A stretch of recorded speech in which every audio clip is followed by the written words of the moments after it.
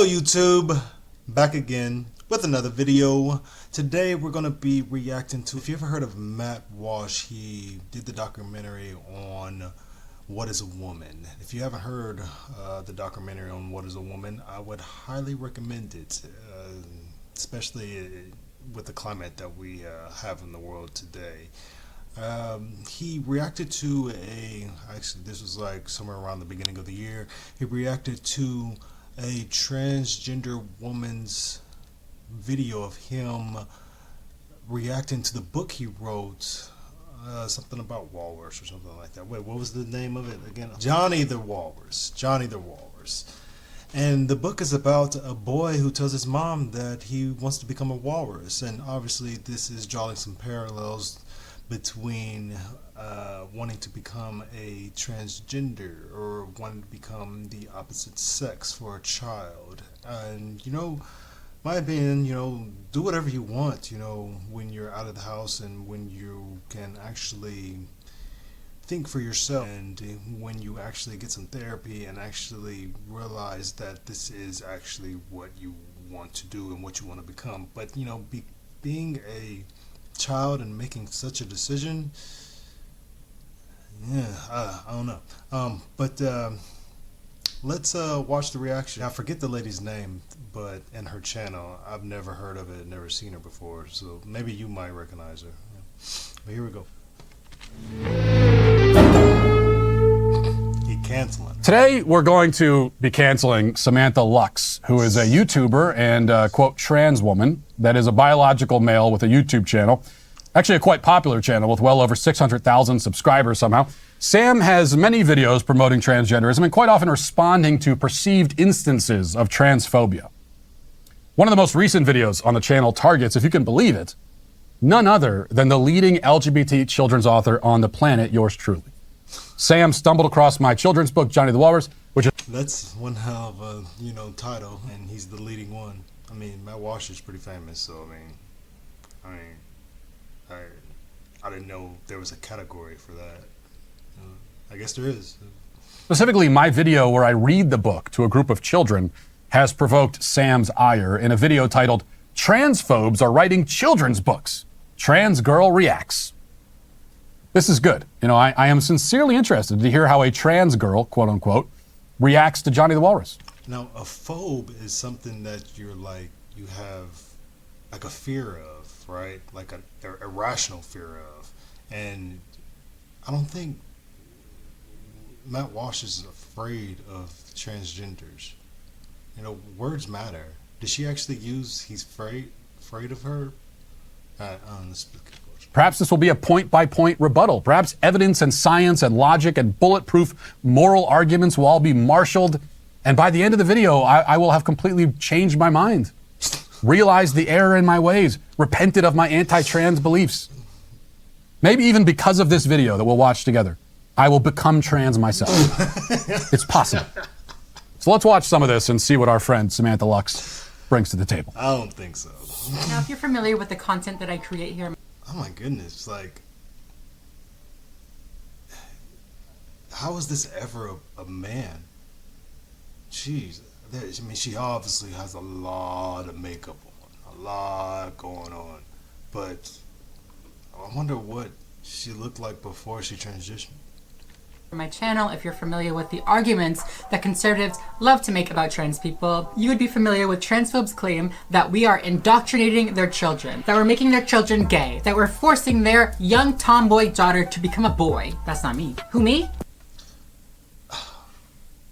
I mean, it may not be you, but what about the chants that were happening somewhere during Pride Month about we're coming for your children and stuff? That was kind of weird.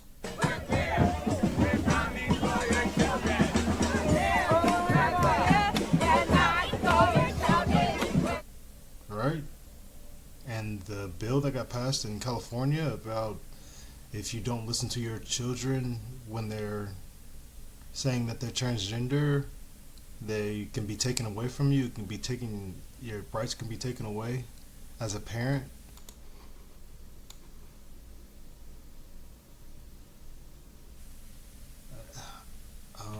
Who, me? I would never. I love your trans girl. I love your tomboy daughter. She is great. What I don't love is a hypocrite. Matt Walsh, if you are not familiar with, is like an infamous transphobe on YouTube. This posted a video 1 week ago reading his book, Johnny the Walrus, to a bunch of little kids. Okay, so we're off to a rough start here already. Yeah, because like I mean, she uses the word transphobe, and I mean just like a phobe is something that you're afraid of, like shoes or something like that. You're afraid to put on shoes or whatever phobes are out there. There's like a million of them, but phobe is not the right words to be using for Matt Walsh. He says things all the time that transgender people in the LGBTQ community really hate. I mean, he made a whole documentary about What is a Woman, and it was about, just go watch the documentary. It's really good. Ready? A few points. First, I do not believe, Sam, that you are forcing any child to do anything or making any child do anything. I am accusing you and your fellow propagandists of trying to heavily influence children with falsehoods, distortion, lies, and other forms of insanity that they, the children, do not have the mental capacity to sort through. So indoctrination does not often involve physical force, because you cannot physically force someone to believe something. Belief requires mental assent, not physical assent. But you can coerce and trick people into believing things, and when they're children, that's very easy to do, as you know from experience. Also, by the way, I appreciate being called infamous, and I won't take any issue with that label, but I am not an infamous transphobe because I'm not a transphobe at all. And when I say I'm not a transphobe, I'm not saying it to gain your approval or to convince you that I'm not bigoted. Yeah, I couldn't give it less of a damn if you think that I'm bigoted or not. I mean, it doesn't matter to me. I am instead concerned with definitions, and the definition of phobia is irrational fear. I'm not afraid of trans people. If I was, I wouldn't spend so much of my time saying things that I know will make you angry. My fear, and it is not irrational, is of the effect that trans propaganda has on society, and especially on kids. Okay? So we have that clarified. Let's continue. We're going to have to skip around a little bit because Sam's video is long, and it seems like a little too self-involved even for me to spend too much time reacting to somebody else reacting to one of my videos. But we'll watch enough to get the gist and to discover whether Sam will be able to make any arguments that will disprove or undermine my central points. I have to cut down the video a little bit because, don't want to make too long of a video.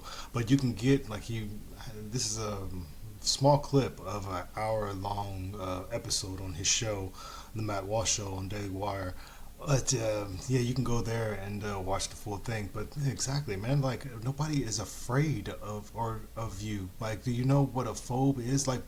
People, trans people use that, you're transphobic. They use that all the time.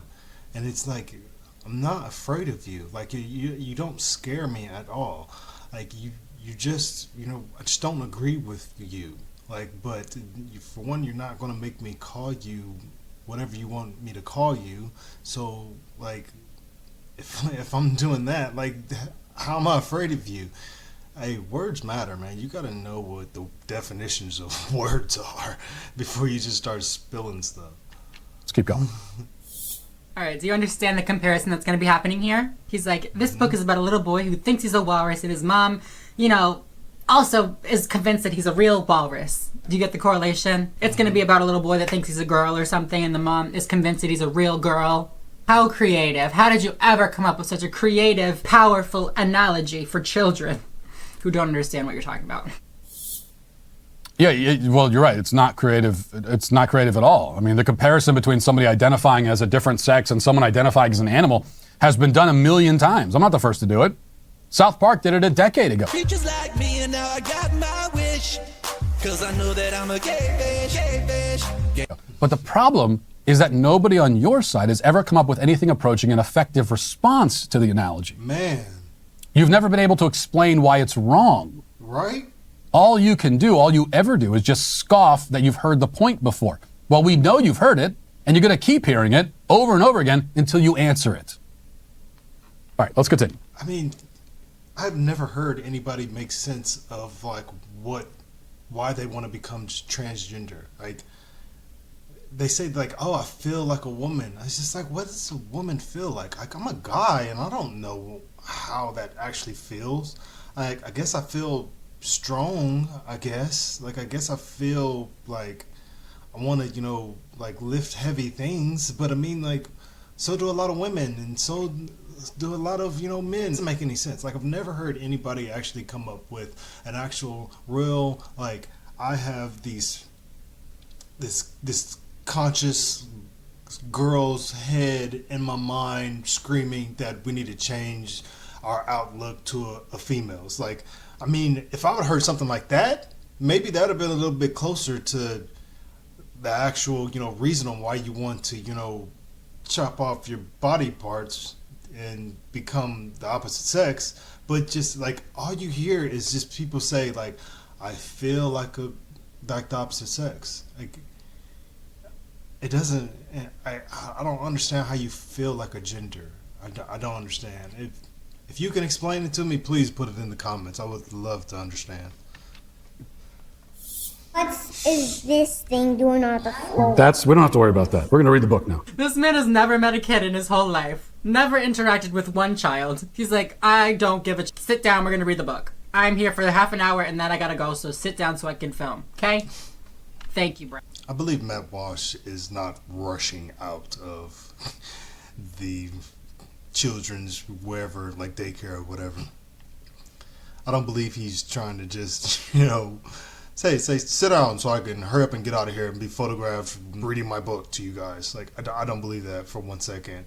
He truly deeply, I mean, if you watch his content, he truly deeply believes that, what he is doing is the right thing to do. And he, like, being here at this daycare or wherever it is, that he is actually doing some real good, and it's probably like God's work or something like that. I truly believe that. Let's see what he says. Rat. No, I think the problem is that you've never been around a dad before, which maybe I would have already guessed. I'm around kids all the time because I have 4 of them. But I have by now developed. Hold up. I mean, you're not wrong, but you didn't have to say it, did you? Dang, I mean, I don't think I even want to touch that.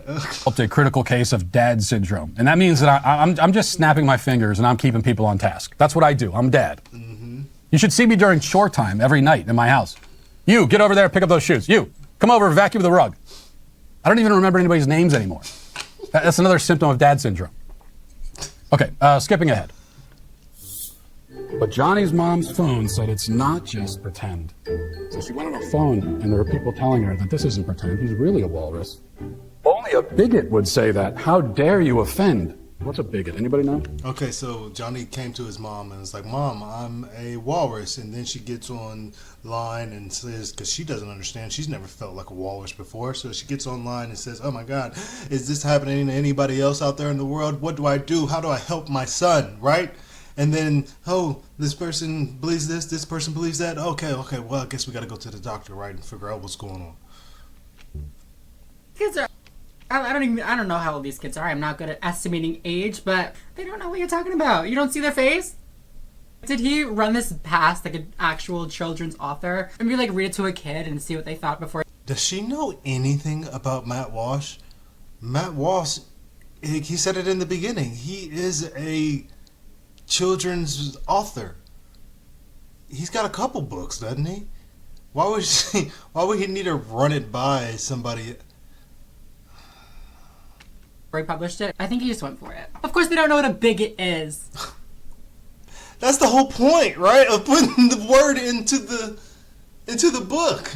It's like, I think Matt Walsh can explain it better than me. Let him explain. They're 4. I mean, it does make sense that he would go for children because, they have the same capacity for intellectual thought as him. Like, babe, if you're gonna write a children's book, write it for children. Write it using words that they understand and that they know and that you don't have to explain for them to understand what you're trying to say through your book. First of all, don't call me babe. Second, did I run it by an actual children's author? Yes, I ran it by myself. And he when said it myself already. came to myself and said, "Self, what do you think of this children's book idea?" myself responded, "Self, that's an exceptional idea." So I did get the go-ahead from an expert in the field of children's literature, if that matters to you. Now, Sam also says that some of these concepts are above a child's head. Yes, Sam, that's the point. Now you're getting it. If a silly story about a kid transitioning into a walrus is inevitably too weird and abstract for children, then what happens if we mix sex and gender into it? Does it suddenly become more appropriate for children? If a child, as you say, isn't even old enough to understand what a bigot is, or to hear the word, then is he old enough to be introduced to a concept like transgenderism? And I think he asked, like, does anybody know what a bigot is? To see, like, if any of the kids knew what a bigot was, to prove his point even further. I don't understand how that concept just goes over your head. Like, you use these words to explain to kids that, once you hear this a little bit more as you get older, then, you're going to start to, grasp the concept of the actual word. So, watch out for that. If he can't understand bigot, can he understand what it means for a boy to have a girl mystically trapped inside him? If my book is above his head, what about a choice that will fundamentally change his life and alter him physically and biologically forever? Seriously. Is that above his head too? What do you think? Connect the dots, Sam. You can do it. He being paid. You'll need to eat worms and to put on gray makeup. The worms give you whiskers. The gray blends you in, the doctor says. And a simple procedure cuts feet into fins. The doctor wants to cut into Johnny and make him into a walrus. It's gross eating worms, Mom. They're all so dang twitchy. He doesn't want to eat worms. Our children's... You see what he's doing here? With the analogies that he's drawing, he's arguing that parents are forcing their young children to take medications that they don't want to take, or to have surgeries that they don't want to take, or to transition when they don't want to transition. That's not what happens. Children have a say in the process. Children are allowed to make their own decision. Of course, with the help of medical professionals, of course. But like this whole part that Johnny's like, I don't want to eat worms. That would be the end of it. That's the end of it. Johnny doesn't want to eat worms. No worms for Johnny. No worms. It completely went over her head. It completely went over her head. Why is she even reacting to this book? She's just mad, just to be mad or something like. She doesn't even get it.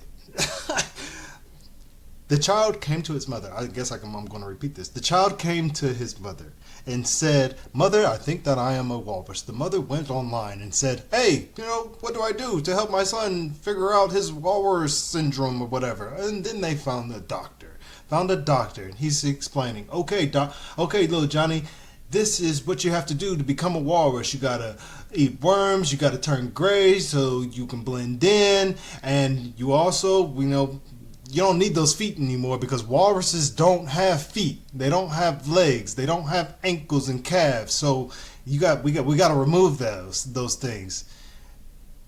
And it sounds like the mom to me is doing everything she can to support her son in the decisions that he's making.